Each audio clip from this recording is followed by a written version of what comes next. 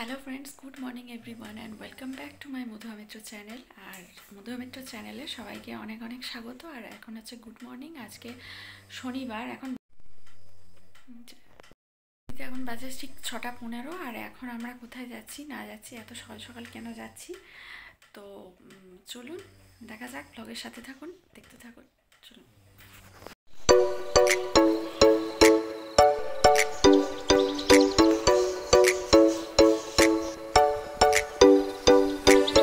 Hello friends, welcome back to my Madhuya Mitra channel. Madhuya Mitra চ্যানেলে নতুন একটা ব্লগে সবাইকে অনেক অনেক স্বাগত। এই শীতের ছুটিতে একদিনের জন্য কোথায় ঘুরতে যাবেন বুঝতে পারছেন না?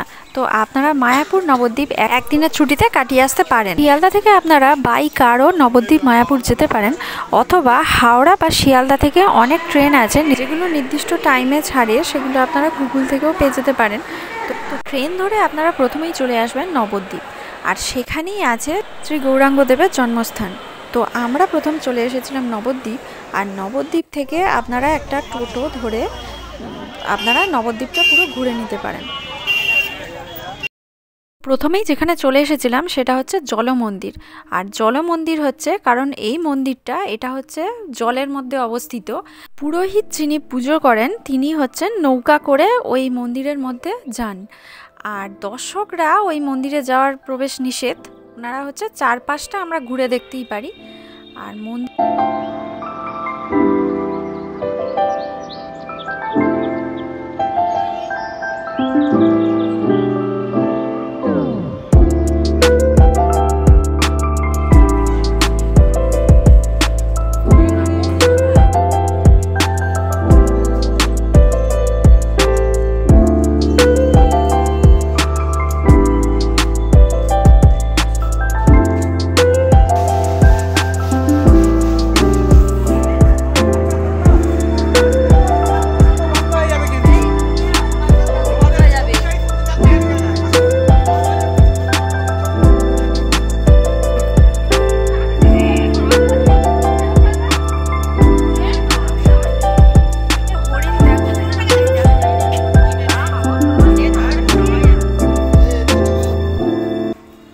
মন্দিরটি মণিপুরে অবস্থিত।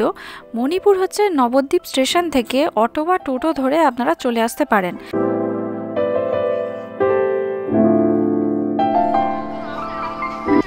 এই জলমন্দিরের উল্টো দিকেই রয়েছে শ্রী চৈতন্য সারস্বত মঠ। এই মঠটা চলুন ঘুরে আসি। এটা হচ্ছে জলমন্দিরের ঠিক উল্টো দিকেই, আর এখানের অনেকটা জায়গা জুড়ে অবস্থিত এই মঠটা। আর এখানকার নবদ্বীপের যে মন্দিরগুলো অনেক প্রাচীন আর অনেক বড় বড়।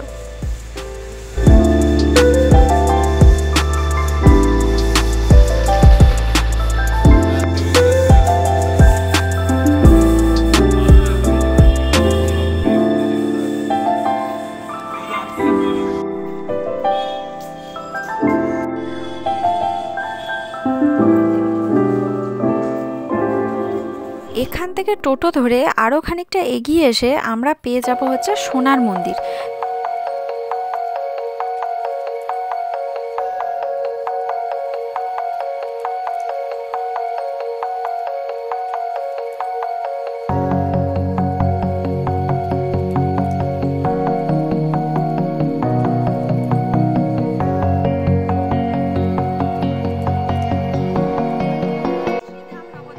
তারপর আমরা বেশ খানিকটা এগিয়ে এসে চলে এসেছিলাম গৌড়ীয় মঠ। এটির ভেতরটিও খুবই সুন্দর, আর এই মন্দিরগুলি আগেই বলেছিলাম অনেকটা জায়গা জুড়ে আর আয়তনে বা আকারে বেশ বড়। আর এই মন্দিরগুলো আপনারা পায়ে হেঁটেও প্রদর্শন করতে পারেন, কারণ মন্দিরগুলোর দূরত্ব খুব বেশি নয়। আবার গাড়িতে বা টোটো বা অটোয় আপনারা করতে পারেন।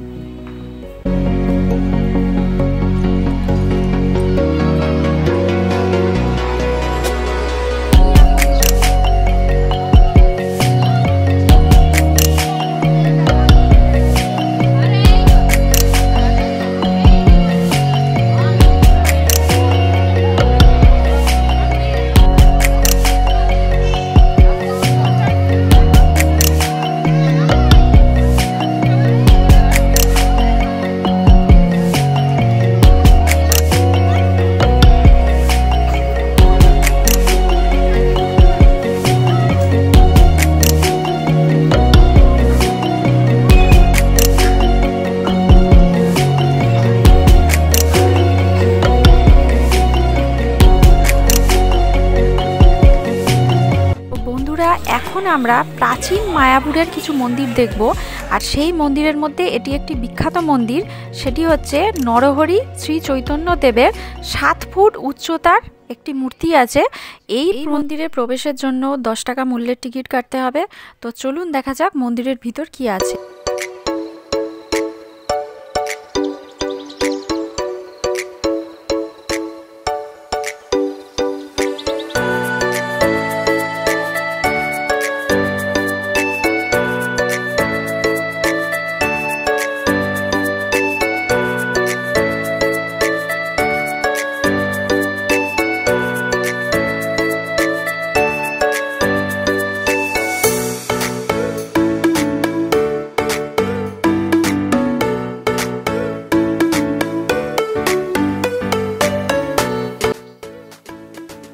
মন্দিরের ভিতরে আমরা দেখতে পাচ্ছি খুব সুন্দর বাগান আছে, আর বাগানে রয়েছে বিভিন্ন দেবদেবীর মূর্তি। আর এই মন্দিরটিও অনেকটা জায়গা জুড়ে অবস্থিত, আর মন্দিরটি আয়তনে অনেকটা বড়। আর এই হচ্ছে শ্রী গৌরাঙ্গ দেবের 7 ফুটের মূর্তি। আর আমরা চারিদিকে যে বাগানে দেখতে পাচ্ছি বিভিন্ন দেবদেবীর মূর্তি রয়েছে।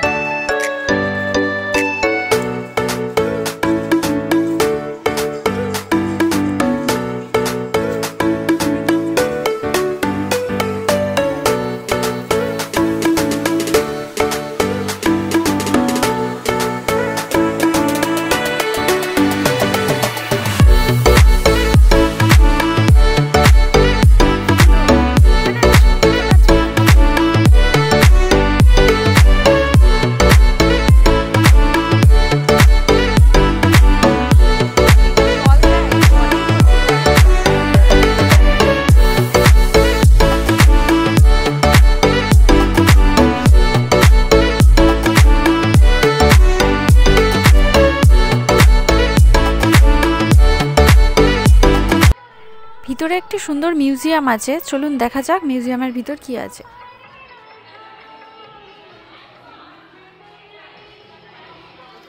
ঢুকতেই প্রথমে জগন্নাথ দেবের একটি মূর্তি রয়েছে, তারপর আমরা এগিয়ে যাচ্ছি মিউজিয়ামের আরও মূর্তির দিকে।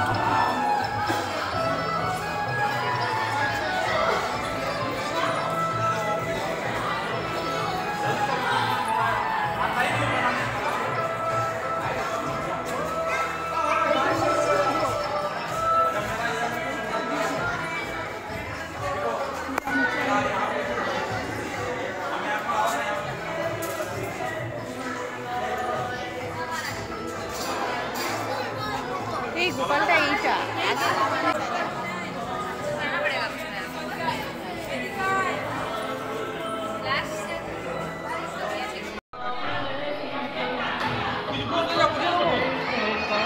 একটা গল্প আছে, পুরোটাই গল্প জানি। 3-4টে যুগের গল্প আছে। হ্যাঁ, এই পার্টটা একটা,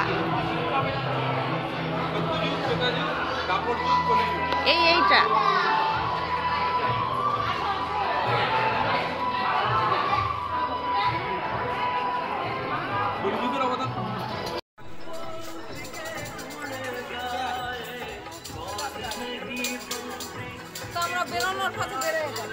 কি করবা?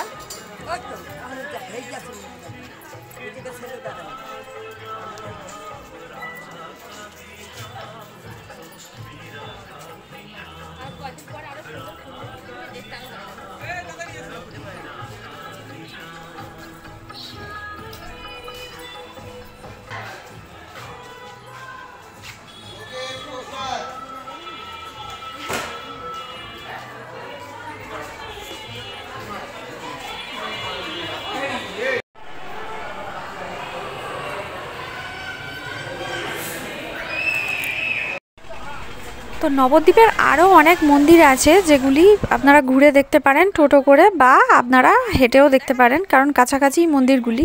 এরপর আমরা নদী পার হয়ে চলে যাব মায়াপুরের ইস্কন মন্দিরের দিকে।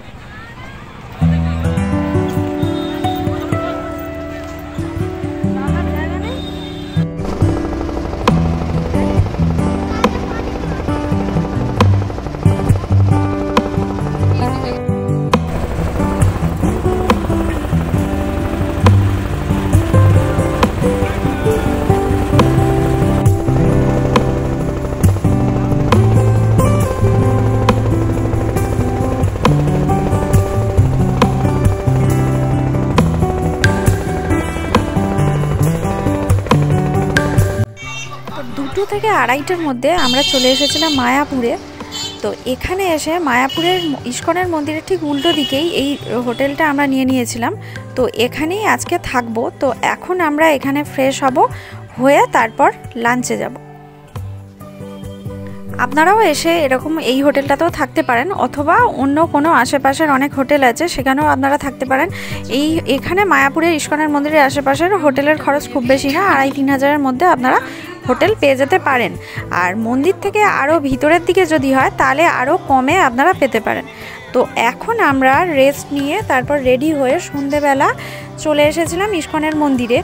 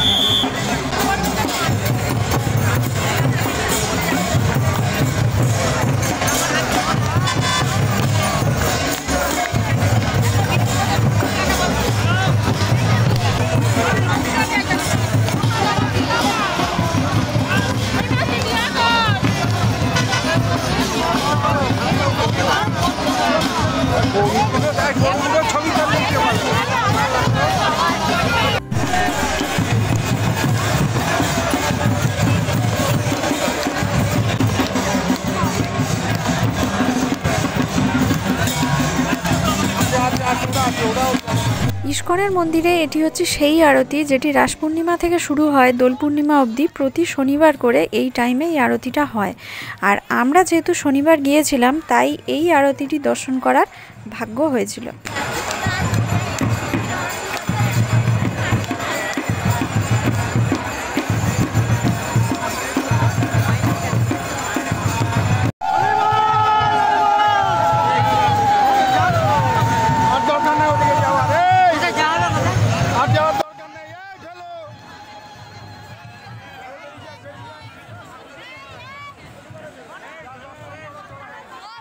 যাব আমরা মন্দিরের ভিতরে, যেখানে ক্যামেরা, মোবাইল, বেল্ট ও চামড়া জাতীয় যে কোনো জিনিস বাইরে খুলে রেখে জমা দিয়ে যেতে হয়। তো আমরা সেখানে গিয়েছিলাম, তাই আর কোনো ভিডিও করতে পারিনি। এই ভিডিওটি অনেকটা বড় হওয়ার জন্য এখানেই শেষ করছি।